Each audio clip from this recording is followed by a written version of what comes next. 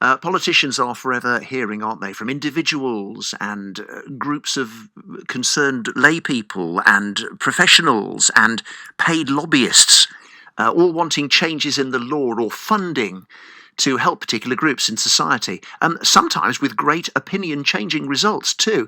Until now, though, there hasn't been one specific group asking for changes on behalf of all people with disabilities, or so say two women who are on a mission to change that, Celia Hensman and Chloe Schendel-Wilson, who have set up the Disability Policy Centre and who join us now. Good morning, both. Good morning. How are you? Good, thank you. Celia, then, is it really true that there has been no overarching group fighting for all disabled people until now? Because that seems very strange. I mean, would anybody be arguing with your assessment of that? Fortunately, there are lots of fantastic charities and organisations and private sector bodies out there fighting for change in legislation and fighting on specific issues. What there didn't exist was a think tank solely dedicated to disability. So there are some fantastic think tanks out there that have touched on the issue before, but then they've gone back to thinking about other things. Whereas what we're trying to do is we're focusing solely on disability, and that is our single issue cause. So that the motion of disability and talking about it and driving forward legislation doesn't stop at the end of each paper. What was there a moment? Was there a light bulb moment when you or Chloe or somebody else thought, well, what we need is a specialised think tank? Yes, definitely. Tell me about that. Who was it? Where were you? What was happening?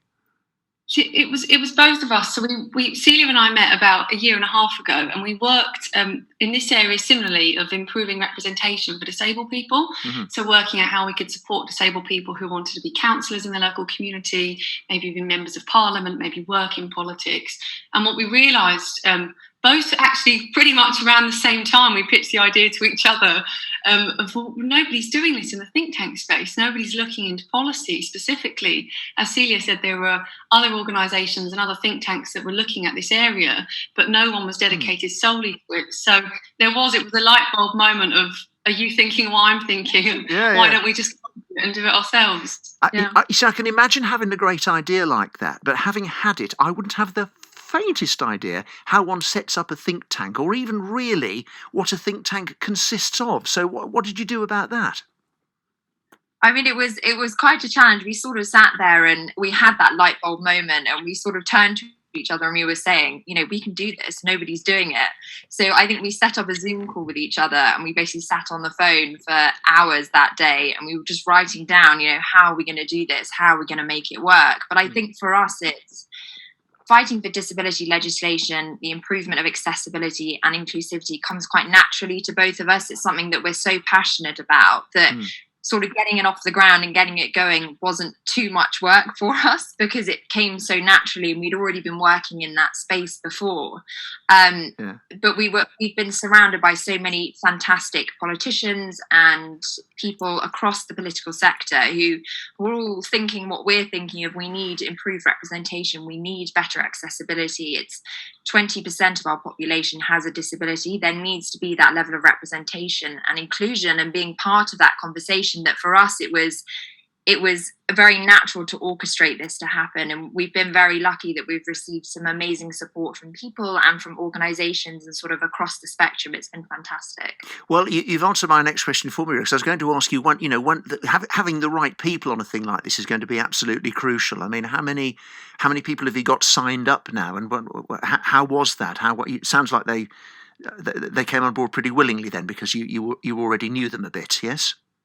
Yeah, I think so. I think it's because nobody had been doing this before. We created this space where people came to us and they knew it was a safe environment and they could speak openly and honestly about what was bothering them and the issues that they were facing. That we saw this amazing collaboration between people from across the political spectrums that are all coming together, thinking the same things and wanting the same things to happen. So we organised a number of roundtables, and it was the first time that anybody had put some information out there and said, if you're a disabled councillor or, you're a disabled political activist and you've got those aspirations, come and talk to us in this roundtable. And it was cross political spectrum, and nobody had ever done that before. So people kind of leapt at the opportunity to be able to participate in something like that, which was fantastic. Very good, very good. Now, you've touched on this a little bit already, but I'd like to know why you two are the women to have at the helm of this.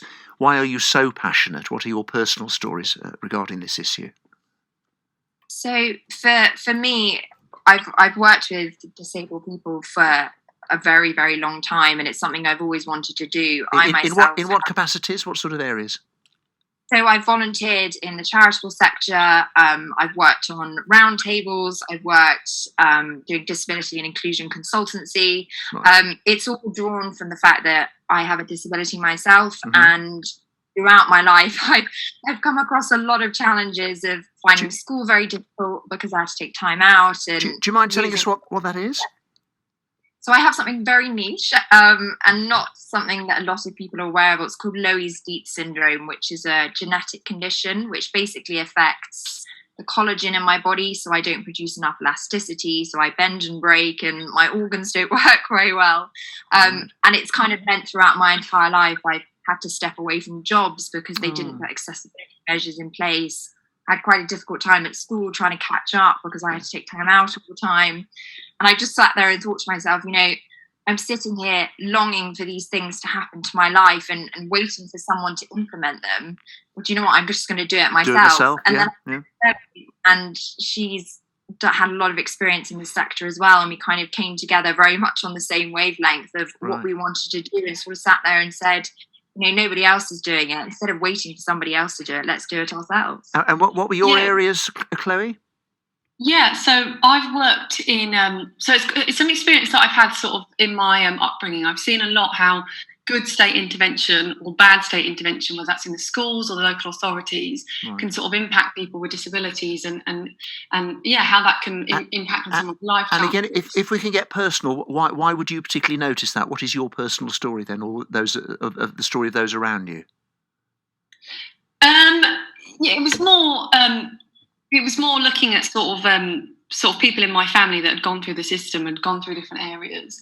And I sort of volunteer with the YMCA since I was younger. So since I was about 15, since I was at school, I signed up to volunteer with the YMCA and working with young people with learning disabilities. So again, it was always something that was sort of my main area of interest. And I ended up working in politics. I worked in politics in sort of local and national government for 5 years. And that's where I met Celia. And so when we sort of by chance started working on disabled activism and getting people into politics ourselves, it just felt like a really natural fit. This is what I wanted to do. All right, we'll look forward in a moment maybe, but we'll have a song first of all, then more conversation with Celia and Chloe, who have set up the Disability Policy Centre. It's Bill Buckley with you. We're talking at the moment to Celia Hensman and Chloe Schendel-Wilson, who have set up the think tank Disability Policy Centre. I'll tell you one thing that occurred to me when I knew I was going to be doing this interview today. As you've mentioned, 1 in 5 people in the UK are disabled or have a long-term health condition. That's a heck of a lot of people. So they will be all kinds of people with all kinds of issues. How difficult is it going to be for you to make sure that you're doing the right thing by all of them? Absolutely. And I think that's, a challenge that we're definitely facing as a society is how do we make sure what we're doing is accessible for everybody. And one of the things we kind of actively promote is there's no such thing as this is what being disabled looks like. I think we very much as a society previously slipped into stereotyping what disabled people can and can't do, or what they look like, or what their needs are. And that's something which we're trying to move legislation away from, that accessibility measures are so important, to have wheelchair access, to have hearing loops, all of these kind of things. But it also goes so much further than that of, at public spaces, do we have quiet rooms for people who are neurodiverse if they need to step away and have a quiet moment? How are we encompassing everybody in what we do? And it's a big challenge, but this is why we're here and this is why we exist. I suppose all you can do is get as many people on board from all these different areas to make sure that things you might, with the best will in the world, overlook will not be overlooked then. Exactly, and it's something that we push as well that's so imperative, is direct consultation with disabled people. When you're having a conversation about how can you make something more accessible, make sure you're talking to disabled people. Don't presume you already know. You need to speak to them. and make sure that those accessibility measures are moving with the technological advances at people's disposal. I think as well, adding to that was, a lot of the thinking behind this was we want to create the space to be having those discussions and obviously create the thinking and the policy ideas around, well, what does the education system look like, for example, if it is completely inclusive of disabled people? So, we've heard lots of stories actually of parents who have had to fight for their children to get maybe the right education or the right services that they need. And I think what we wanted to do was to look at different areas of society, whether that's education, whether that's employment, whether that's the care system, and to actually come up with the answers of how does this include everybody, and how do we listen to, like you said, to lots of different people, but actually create the standard of what different areas of our society and our public services look like, so that they're inclusive of all, regardless of what their disability may be. How are you going to measure whether you're successful or not? I mean, it sounds like if you've got all these politicians, for example, on side from all different parties, you'll get the access. People will sit there and listen to you whilst you talk to them, but they then may or may not do the things that you want them to do. So how are you going to assess that? I mean, I think it's a difficult question, because obviously something that we can't forget is politics is a long game. So the introduction of legislation takes time, it takes consultation, because it needs to be implemented effectively. So we're sort of looking at long-term goals that we have in seeing those effective results. So we have a policy paper coming out on the 1st of March in the House of Commons, which is very exciting, which is about how we can break down barriers to improve disabled representation. And within that paper, we have recommendations of what we would like to see happening to make sure that disabled representation in politics is increasing. So our measure of success is, do we see the implementation of our policy paper recommendations? And we wholeheartedly believe that we are going to. We've had some fantastic support across the political spectrum, across the charity sector, and across the House. So that's how our success. So there are measurable ways of doing it, yeah. And to what extent do you think the public is really behind you on this? Now, that might seem like an odd question, because, of course, if you did a poll in the street and you asked 100 people whether life should be made more accessible and more fair for people with a disability, 100 of them would say yes. But then when it comes down to it costs a lot of money, or it inconveniences the able-bodied a bit, or those sorts of things, so sometimes we speak with forked tongue. Where do you think we are mood-wise as a nation? I think we're in a very progressive point. I mean, 20%, so 1 in 5 people have a disability or a long-term health condition. That's a huge amount of people. And with those people comes their families and their carers and their support systems that, as you kind of touched on there, people sometimes feel like, well, how is that going to inconvenience me by having accessibility measures put in place? Accessibility measures are accessible for everybody, and it improves the lives of our society. As we are an aging population, as our population grows, the number of disabled people and those affected by disabilities around them is going to also increase. We need to make sure that we're building a society now that can accommodate us even better for the future. And I think everybody knows somebody, whether that's having a mental health condition, whether that's having a learning difficulty, whether that's a physical difference. 85% of disabled people get their disability at a later point in their life. They're not born with it. And I think people sit there and realise that it could happen to anybody. You could be in an accident, you could very good point, especially the ageing population thing, yeah. Finally then, I mean, do you want to hear from us at this stage? What can I or anybody listening do to help you?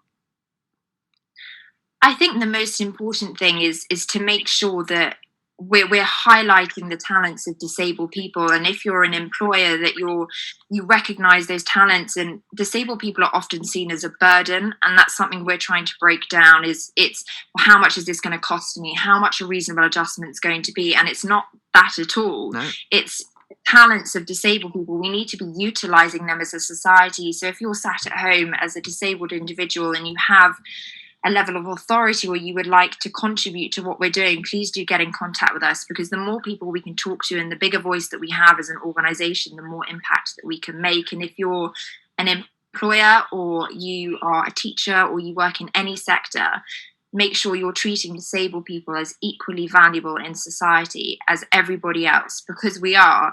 Just the built environment around us isn't allowing everybody's potential to flourish. Good to talk to you both. Good luck with it all. Celia Hensman and Chloe Schendel-Wilson from the Disability Policy Centre.